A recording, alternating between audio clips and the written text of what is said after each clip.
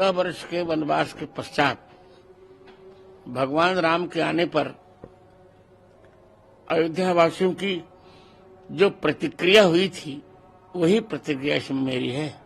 अपनी राम कथा में श्री राम राज्याभिषेक का उत्सव तब करूंगा जब ये निर्णय हमारे पक्ष में आ जाएगा। कुछ भी नहीं शास्त्र से विरुद्ध है। 14 वर्ष के वनवास के पश्चात भगवान राम के आने पर अयोध्या वासियों की जो प्रतिक्रिया हुई थी वही प्रतिक्रिया इसमें मेरी है। मेरे हर्ष का कोई ठिकाना नहीं है। 2 प्रतिज्ञाएं। पहली कि श्री अयोध्या में कथा करने तब आऊंगा जब राम जन्मभूमि का निर्णय हो जाएगा, एक। और दूसरी प्रतिज्ञा की थी कि अपनी राम कथा में श्री राम राज्याभिषेक का उत्सव तब करूंगा जब ये निर्णय हमारे पक्ष में आ जाएगा। दोनों प्रतिज्ञाएं भगवान ने पूरी कर ली, तो मैं बहुत प्रसन्न हूं। कुछ भी नहीं शास्त्र से विरुद्ध है। पौष मास है पर मकर संक्रांति के सूर्य हैं। सौर मास मकर का है और द्वादशी तिथि है, शुक्ल पक्ष, पुनर्वसु नक्षत्र है। उसमें त्रेता की छाया आ रही है। उसी समय भगवान राम गर्भगृह में विराजमान हो जाएंगे रामलला जी। वो लोग हैं जो राम को मानते ही नहीं है, वो तो राम का प्राण लेने में विश्वास करते हैं। वो लोग वो प्राण भरने की स्थिति को जो नहीं देख सकता वो किस वंश का है, आप स्वयं इसका अनुमान लगा सकते हैं। ओवैसी को सुनने वाला कोई है क्या देश में? मुस्लिम समाज ही नहीं सुन रहा है उनको। जो करे सभी धर्मों का सम्मान उसी की लाज रखते हैं राम। जो लोग कुछ समय के लिए इंदिरा जी को मानते भी होंगे तो उनके राहुल जी ने डुबा दिया पूरा। तो ये वो लोग हैं जो राम को मानते ही नहीं है। वो राम के प्राण प्रतिष्ठा को कैसे मान सकते हैं? वो तो राम का प्राण लेने में विश्वास करते हैं वो लोग। और राम का प्राण लेने का कोशिश कौन करता था, हमें बताने की आवश्यकता नहीं है। राम का प्राण लेने की कोशिश रावण करता था। तो उस प्राण भरने की स्थिति को जो नहीं देख सकता वो किस वंश का है, आप स्वयं इसका अनुमान लगा सकते हैं। मेरा मानना इसमें कोई आश्चर्य की बात नहीं है।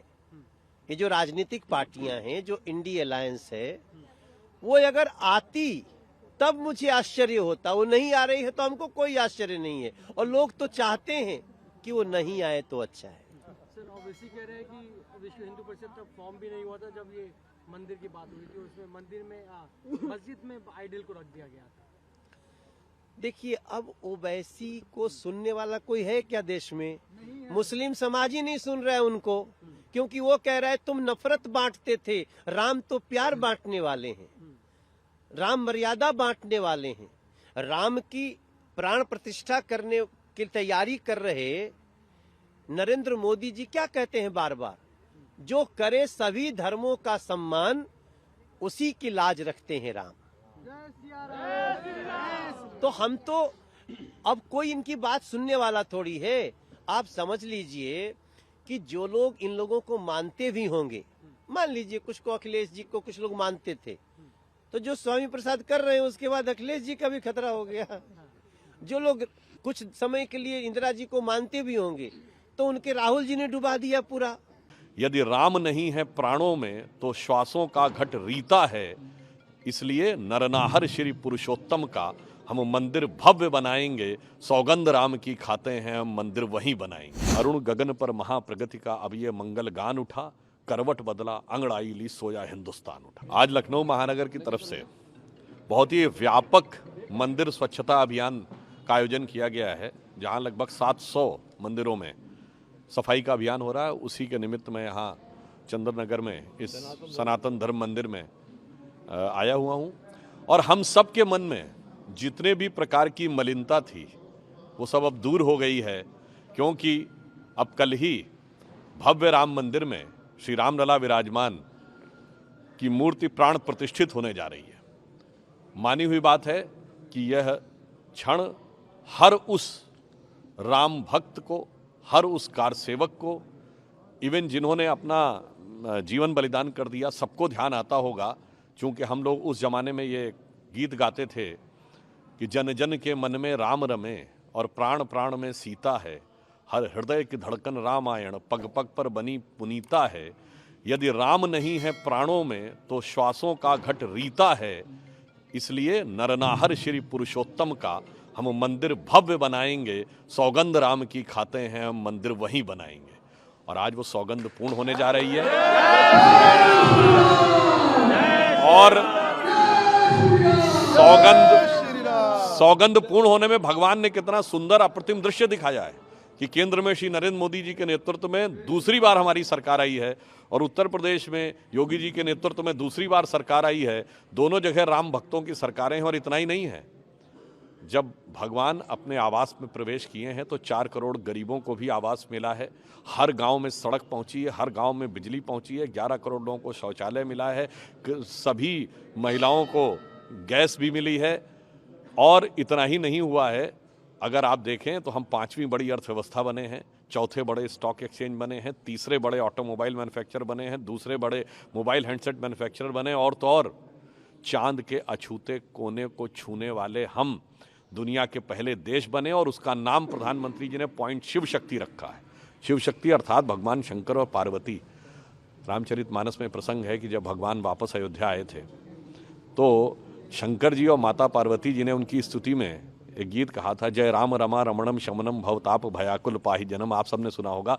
तो आज मुझे ऐसा लगता है कि जब भारत की शक्ति चंद्रमा तक पहुंच के पॉइंट शिव शक्ति के रूप में, वैसा ही आशीर्वाद आज राम मंदिर की प्राण प्रतिष्ठा के समय प्राप्त हो रहा होगा कि मानो उसी रूप में भगवान शंकर हमको आशीर्वाद दे रहे होंगे। तो मैं कह सकता हूं कि भारत का परिवर्तन की, भारत के गौरव की भी प्राण प्रतिष्ठा हो चुकी है। तो एक पंक्ति में अगर कहना चाहूं कि अरुण गगन पर महाप्रगति का अब ये मंगल गान उठा, करवट बदला अंगड़ाई ली सोया हिंदुस्तान उठा। देश के प्राण हैं, इस देश की श्वास हैं।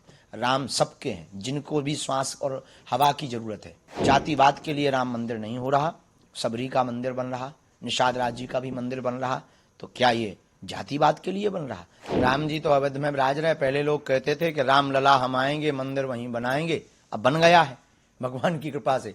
राम लला आ रहे हैं 22 तारीख को। राम सबके हैं, राम जन जन के हैं, राम का विश्व है, राम व्यापक हैं, राम विश्व के प्रणेता है, राम विश्व के मानवों की आचार्य संगता है, राम विश्व की आधारभूत है, राम एक बहुत बड़े नायक हैं, राम एक इस देश के प्राण हैं, इस देश की श्वास हैं। राम सबके हैं, जिनको भी श्वास और हवा की जरूरत है उनके उनके राम हैं। और रही बात जातिवाद के लिए राम मंदिर नहीं हो रहा, सबरी का मंदिर बन रहा, निषाद राज जी का भी मंदिर बन रहा। तो क्या ये जातिवाद के लिए बन रहा? जातिवाद के लिए मंदिर नहीं है, अपितु राम भक्तों की आस्था के लिए मंदिर है। राम जी तो अवध में विराज रहे। पहले लोग कहते थे कि राम लला हम आएंगे मंदिर वहीं बनाएंगे, अब बन गया है भगवान की कृपा से। राम लला आ रहे हैं 22 तारीख को और हिंदुओं को जगा रहे हैं हनुमान जी की कृपा से।